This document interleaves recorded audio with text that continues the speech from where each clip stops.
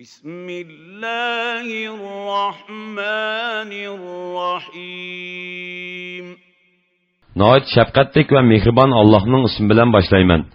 إذا جاء نصر الله والفتح Allah'ın yardımı və qəlbisi gələn ورأيت الناس يدخلون في دين الله أفواجا və Allah'ın diniga kişilərinin top-top bulub kirganligini görgəningdə فسبح بحمد ربك واستغفر Rabbinga təsbih etqin, hamda etqin və onundan məğfirət tiligin.